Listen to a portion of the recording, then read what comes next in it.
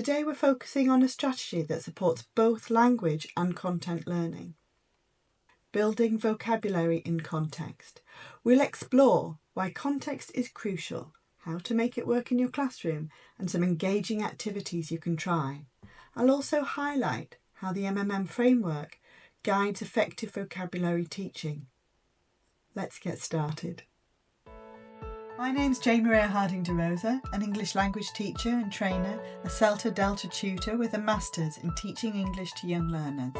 I've got a PGCE in primary education and over 30 years of classroom experience.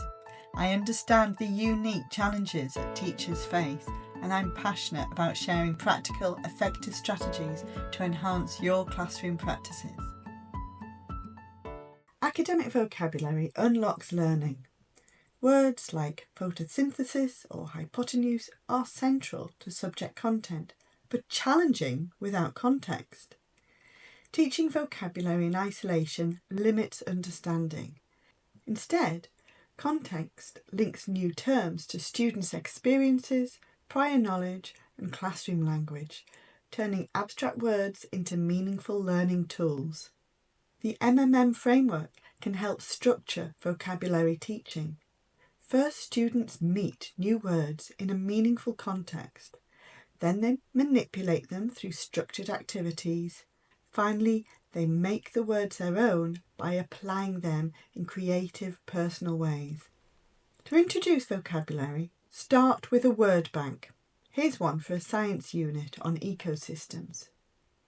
Each term is connected to its context, definitions, examples, and visuals.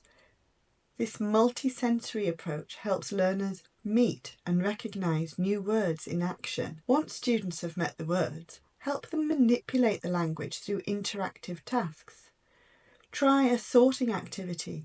Give students cards with definitions, pictures and terms. Ask them to match or categorise them based on meaning or usage. This engages their thinking and reinforces connections. One of my favourite tools for helping students build vocabulary in context is the Frayer model. It's a simple 4-square organiser that supports deeper understanding of key terms. Let's walk through how you can use it effectively in your lessons. First, choose key vocabulary words from your subject. For example, in a science lesson on ecosystems, you might use the word adaptation. Start by providing students with a blank Frayer model graphic organiser and explain each section. Definition, characteristics, examples and non-examples. Here's how we might complete it for adaptation. We define it as a change that helps an organism survive.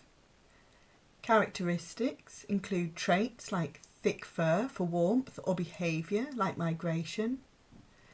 Examples: a polar bear's fur or a bird flying south. And for non-examples, things like a broken leg or putting on a coat.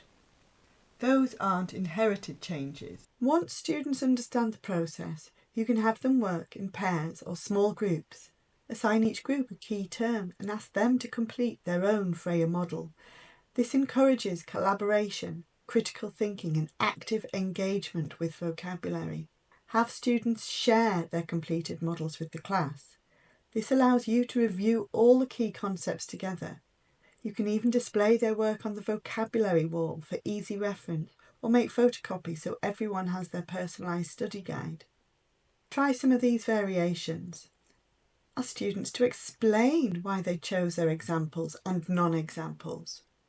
Use the Frayer model as a note-taking strategy during reading, or fill in the squares for students and have them guess the vocabulary word. This activity deepens understanding by exploring the world from multiple angles. To make language and content their own, encourage personal glossaries. Students define words, add examples, write personalised sentences using the language or about the content. You can also ask them to translate terms into their first language. This reflective step fosters ownership and long-term retention. Adapt these strategies to your students' needs. Younger learners benefit from visuals or simple language, so they could draw the pictures. Older students can generate their own definitions or use terms in discussions and projects. Vocabulary in context transforms learning. Using the MMM framework, meet, manipulate, make it your own, creates rich, meaningful experiences for all students. Now that you've met these ideas for vocabulary in context, I hope you can manipulate them to suit your own teaching situation and make them your own. I'd love to hear how you get on, so share the results in the comments. And don't forget to like, subscribe and hit the bell for more EAL.